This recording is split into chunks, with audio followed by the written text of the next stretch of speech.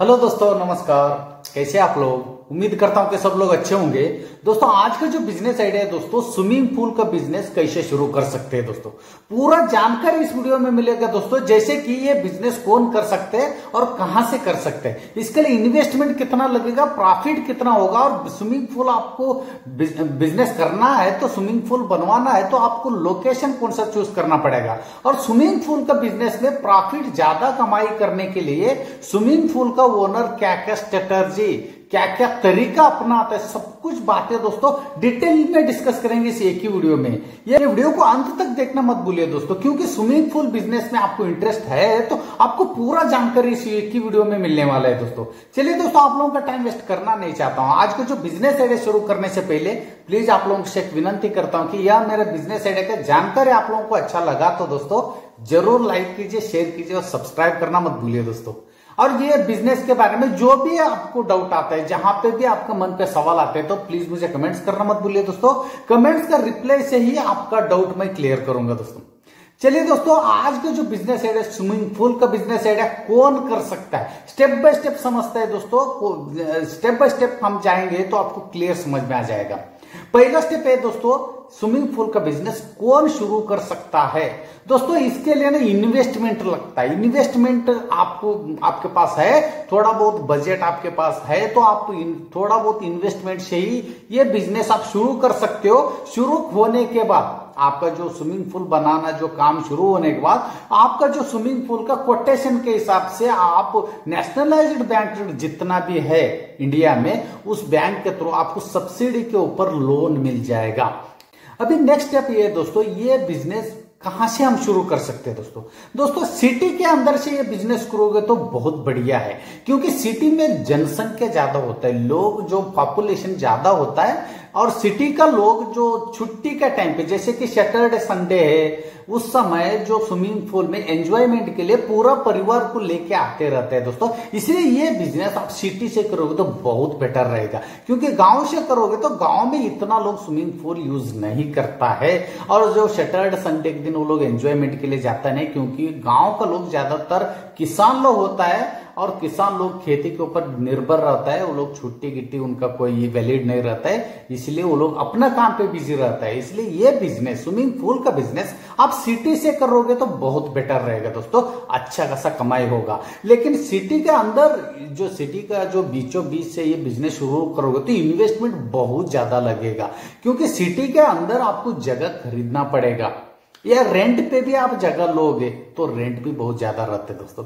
इसीलिए ये बिजनेस आप क्या कीजिए, सिटी का नियर आउटसाइड जो होता है, मतलब सिटी का जो आउटसाइड में, सिटी का नजदीक के आउटसाइड में, या हाईवे रोड का जो साइड पे ये बिजनेस शुरू करोगे तो अच्छा खासा कमाई हो सकता है दोस्तों। क्योंकि ना सिटी से बाहर ना लोगों को आने जाने में कोई दिक्कत नहीं है, सिटी के अंदर से आपको इन्वेस्टमेंट बहुत ज्यादा लगेगा।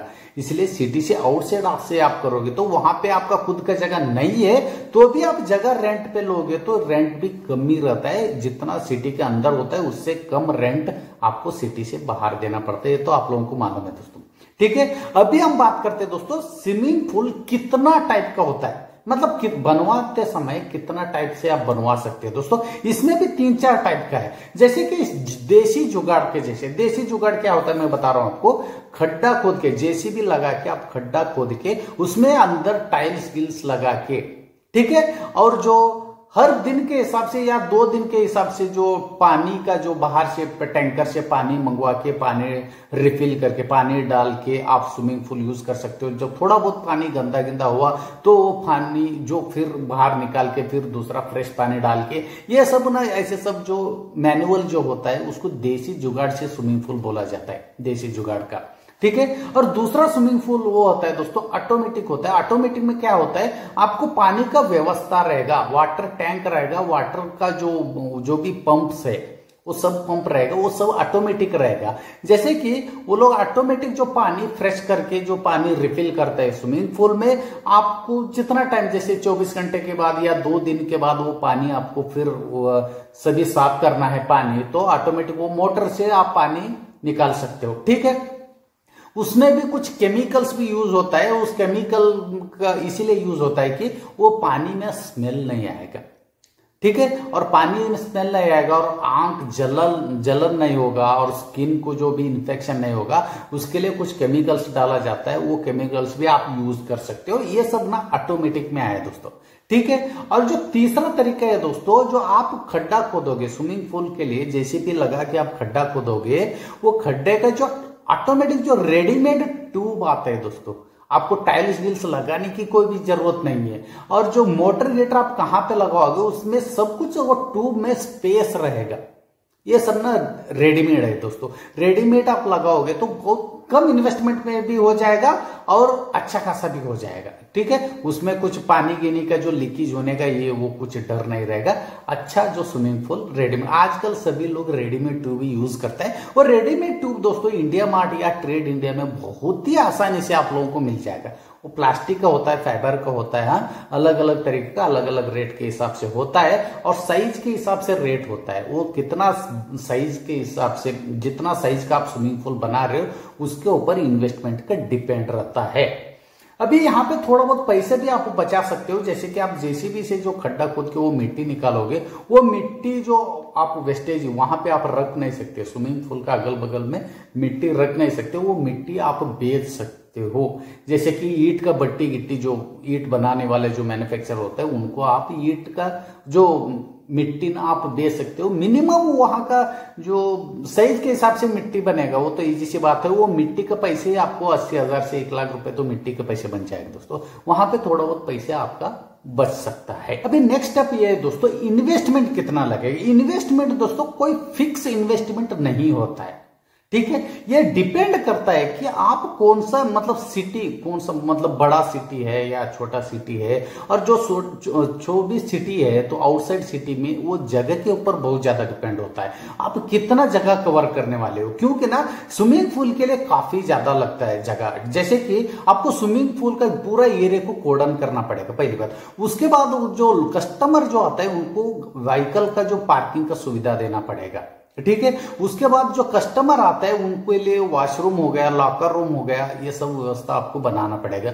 उसके बाद आप जो स्विमिंग पूल में कितना टाइप का आप इक्विपमेंट लगा रहे हो, कितना टाइप का जो स्लाइडिंग आप लगा रहे हो, उसके ऊपर बहुत ज्यादा डिपेंड है। और जो लोगों का एंटरटेनमेंट के लिए जैसे म्यूजिक शावर होता है, ऐसे बहुत सारे जो इक्विपमेंट आ जाता है, वो सभी इक्विपमेंट आप कितना टाइप से आप लगा रहे हो, ये सब कुछ ना ये इन्वेस्टमेंट के ऊपर डिपेंड होता है। और जो बच्चों के लिए, छोटे बच्चों के लिए आप अलग से बनाओगे, लेडीज के लिए अलग से बनाओगे, जेंट्स के लिए अलग से बनाओगे, या कंबाइंड सबके लिए एक बनाओगे, ये सब कुछ ना आपके इन्वेस्टमेंट के ऊपर डिपेंड होता है। इसलिए इन्वेस्टमेंट कोई फिक्स नहीं होता है, इन्वेस्टमेंट इक्विपमेंट के ऊपर डिपेंड होता है, इन्वेस्टमेंट आपका जो फैसिलिटी के ऊपर डिपेंड होता है, जो कस्टमर को आप कितना टाइप से आप फैसिलिटी दे रहे हो उनका एंजॉयमेंट के लिए।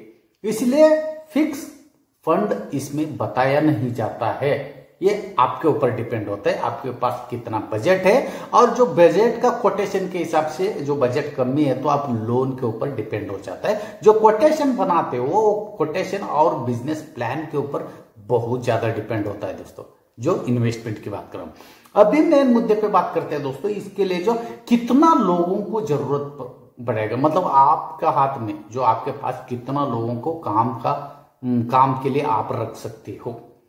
पहला स्टेप है दोस्तों, आप मिनिमम 4 से 5 लोगों को बाउंसर को रखना पड़ेगा, जो सिक्योरिटी समझ लो या बाउंसर समझ लो, वो उनके लिए रखना पड़ेगा दोस्तों। जो स्विमिंग पूल है तो छोटे छोटे बच्चे लोग होता है, ठीक है, और जो लेडीज रहता है, जेंट्स रहता है, वो आपस में कोई झगड़ा ना करे, कोई छेड़छाड़ ना करे, हाँ। और जो जहां पे जो रिस्ट्रिक्टेड एरिया है, जैसे कि जनरेटर रहता है, कोई मोटर रहता है, पंप रहता है, कोई बच्चे लोग वहां पे नहीं जाना चाहिए। ये सब कुछ थोड़ा देखरेख करने के लिए 4 से 5 लोग सिक्योरिटी या बाउंसर होना जरूरी है, ठीक है दोस्तों।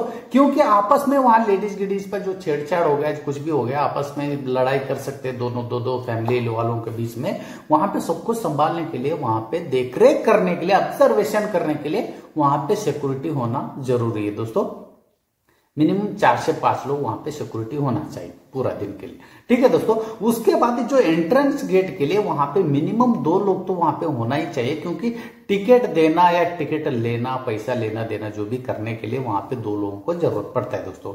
उसके बाद एक एक्सपर्ट ट्रेंड जो स्विमिंग पूल का टीचर भी होना चाहिए, क्योंकि छोटे छोटे बच्चे लोग भी वहां पे आ जाते हैं, कोई डूब सकता है, कोई ज्यादा पानी जिसको स्विमिंग नहीं आता है वो पानी में कुछ दिक्कत हो सकते हैं, उनको निकालने के लिए, उनका सेफ्टी के लिए वो वहां पे एक सेफ्टी ऑफिसर समझ लो या जो स्विमिंग पूल जो आता है जो टीचर समझ लीजिए, वो टीचर होना बहुत जरूरी है। उसके बाद दोस्तों मिनिमम 2 से 3 लोग मेंटेनेंस वाला होना जरूरी है दोस्तों। मेंटेनेंस के वो लोग इसीलिए होता है कि जो जहां से जो भी पानी रिफिल करना है, केमिकल डालना है या पानी जो आपको पानी निकालना है, ठीक है, और जो भी जो म्यूजिक शावर होता है, जो भी इलेक्ट्रिकल जो भी दिक्कत आ जाता है, कोई भी पेंटिंग इंटिंग स्लाइड्स का जो भी प्रॉब्लम होता है, टाइल्स का जो भी प्रॉब्लम होता है, ये सब कुछ ना मेंटेनेंस टीम देखता है दोस्तों। ये सभी मेंटेनेंस आपको मतलब आप खुद तो नहीं कर सकते, इसलिए मेंटेनेंस टीम में 2-3 लोगों को रखना आपको जरूरी है। जैसे इलेक्ट्रिशियन को रख सकते हैं, जैसे कि कोई प्लम्बर को रख सकते हो, पेंटर को रख सकते हो, ठीक है। ऐसे ये मेंटेनेंस टीम 2-3 लोग वहां पे होना जरूरी है दोस्तों, ठीक है। अभी मैं बात करते हैं दोस्तों इसका जो मार्केटिंग कैसे करना, मतलब लोगों को कैसे मालूम हो जाएगा कि आपके पास जो ये स्विमिंग पूल है और अच्छा खासा फैसिलिटी दे रहे हो कस्टमर के लिए करके, लोगों को कैसे मालूम होगा।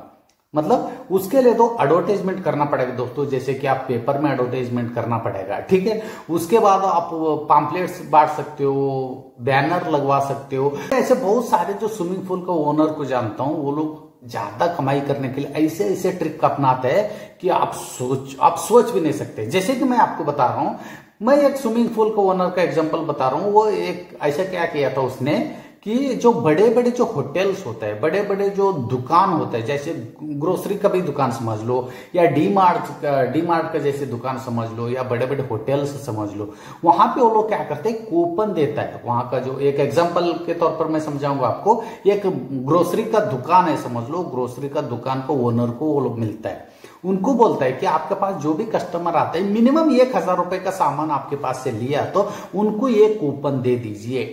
वो कूपन के ऊपर ऐसा रहता है 1 घंटे के लिए एक आदमी जो भी सामान लेके गया है वो आदमी 1 घंटे के लिए फ्री में अपना जो स्विमिंग पूल यूज कर सकता है। वो कूपन पे ऐसा लिखा हुआ रहता है, ठीक है। और जो भी मतलब ऐसा प्लान करने से ग्रोसरी वालों को भी फायदा है। जैसे कि मैंने 300-400 रुपए का सामान लेने के लिए गया था, या कूपन देके मैं 1000 रुपए का सामान भी ले लेता हूं, क्योंकि सामान तो वेस्ट नहीं होगा, कि वो घर के लिए सामान आ जाएगा और मेरे को 1 घंटा स्विमिंग पूल में एंजॉय करने के लिए मौका भी मिलता है, वो भी फ्री में। इसीलिए दुकान वाला भी मना नहीं करेगा दोस्तों, उनका सामान भी बहुत ज्यादा बिकेगा और कस्टमर भी 1000 रुपए का सामान लेने में उनको भी दिक्कत नहीं, क्योंकि उनको 1 घंटे के लिए स्विमिंग पूल का एंजॉयमेंट मिल जाता है, ठीक है दोस्तों। ये यहाँ पे क्या फायदा क्या होता है ये मैं बता रहा हूं। एक बंदा 1 घंटे के लिए एक बार आके स्विमिंग पूल यूज करेगा जरूर फ्री में, लेकिन उसको अच्छा एंजॉयमेंट मिला, उसको अच्छा लगा, वो स्लाइडिंग का फैसिलिटी का बहुत अच्छा लगा, तो दोस्तों वो फ्री में कितना लोगों को बताएगा और अगला बार वो आएगा तो कितना लोगों को लेके आएगा, वो आप सोचिए। एक बार एक बंदे को 1 घंटे के लिए आप फ्री में अलाउड करोगे तो उससे आपको कितना फायदा होगा।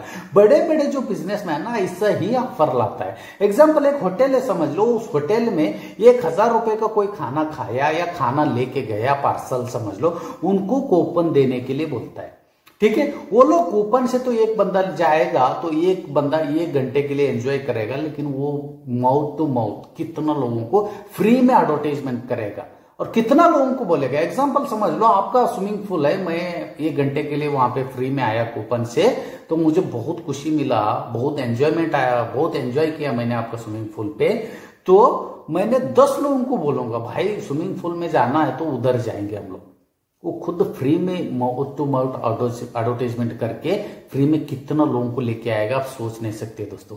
अभी मेन मुद्दे पे बात करते दोस्तों, प्रॉफिट कितना होगा। प्रॉफिट दोस्तों 1-2 जरिया नहीं बताऊंगा, स्विमिंग पूल का बिजनेस में 4-5 जरिए से प्रॉफिट होगा।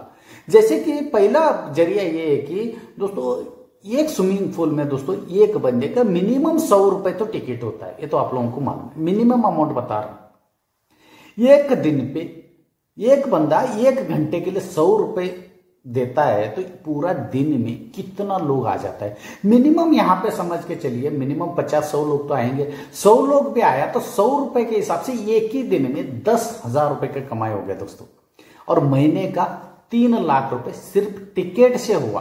और दूसरा कमाई का जरिया ये है दोस्तों, जिसको स्विमिंग नहीं आता है, जो बच्चे लोगों को स्विमिंग नहीं आता है, तैरना नहीं आता है, वो लोग तैरना सीखने के लिए स्विमिंग पूल पे आ जाते हैं, उसके लिए भी चार्ज लगता है दोस्तों। ये दूसरा जरिया। तीसरा जरिया ये दोस्तों, स्कूल का जो प्रिंसिपल या स्कूल का जो भी कमेटी वालों से मिलना है, उनको ये बताना है दोस्तों, आप जो स्कूल का तरफ से जो पिकनिक के लिए जो रखते हो, हमारा स्विमिंग पूल पे रख दीजिए। बच्चे लोगों को हम कम से, जैसे कि दूसरे लोगों से हम 100 रुपए ले रहे टिकट, बच्चे लोगों को हम 50 रुपए में अलाउड करेंगे, ठीक है।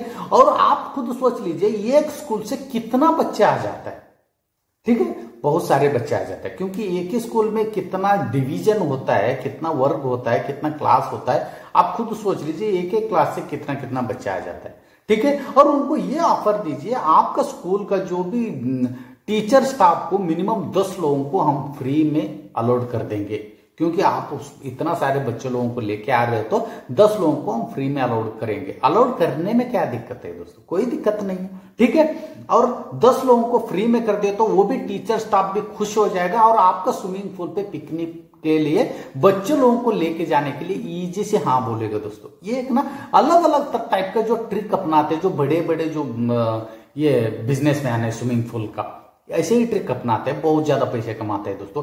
एक ही स्कूल का एक ही दिन में एक बार पिकनिक के लिए वो लोग आया तो मिनिमम 100-200 बच्चे तो ऐसे आ जाएंगे, तो आप खुद सोच लीजिए कितना कमाई होगा। और दूसरा तरीका है दोस्तों, बड़े बड़े जो पैसे वाले लोग जो होता है, वो लोग कोई भी पार्टी अरेंज करता है ना, जो आजकल ना बड़े बड़े होटलों में नहीं है, जैसे अगल बगल में जो स्विमिंग पूल रहते हैं, वो स्विमिंग पूल में पार्टी ऑर्गेनाइज करता है दोस्तों, क्योंकि उनका स्टेटस के हिसाब से स्विमिंग पूल हुआ, वाटर पार्क में पार्टी ऑर्गेनाइज करना उनका स्टेटस के हिसाब से सूट करता है। वो लोग पैसा नहीं देखते, उनका स्टेटस देखते रहते हैं, ठीक है। वहां पे बड़े बड़े लोग, अलग अलग जो भी टाइप का जो बिजनेसमैन बड़े बड़े लोग आता है, तो उनको स्विमिंग पूल का बगल में पार्टी करना बहुत खुशी मिलता है दोस्तों। इसीलिए वो लोग स्विमिंग पूल दिन के हिसाब से या नाइट के हिसाब से, रेंट के हिसाब से वो लोग बुक करता है। ये आज का टाइम पे बहुत ज्यादा चल रहा है दोस्तों, ठीक है।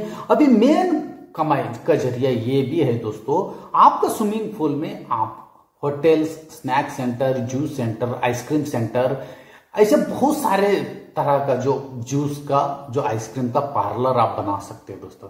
क्योंकि जो भी कस्टमर वहां पे आएगा, चाहे 1 घंटे के लिए आने दो या 2 घंटे के लिए भी आने दो, ठीक है दोस्तों, वो लोग मिनिमम पूरा 2 घंटे तक वो लोग पानी में तो नहीं रहेगा, साइड पे तो आएगा, पानी का साइड पे आएगा, तो वहां पे जूस कंज्यूम कर सकते हैं, आइसक्रीम खा सकता है, और जो भी स्नैक्स है, क्योंकि वो लोग एंजॉयमेंट के लिए आता है। उस समय एंजॉयमेंट के लिए परिवार के साथ लोग जो आता है, वहां पे पैसा नहीं देखा जाता है, और साथ में बच्चे लोग है तो आइसक्रीम जूस तो वो लोग लेगा ही लेगा। तो ये एक ना अलग टाइप का ट्रिक है दोस्तों, इससे बहुत ज्यादा कमाई होगा। मैं यहाँ पे इसी वीडियो में मिनिमम 4 से 5 तरह का जो प्रॉफिट के बारे में बात कर रहा हूं, तो आप खुद सोच लीजिए, सिर्फ टिकट का ही मैंने एग्जांपल लेके 3 लाख रुपए का मैंने प्रॉफिट की बात किया था। उसके साथ में अभी 3-4 टाइप का अलग से मैंने प्रॉफिट की बात कर रहा हूं दोस्तों।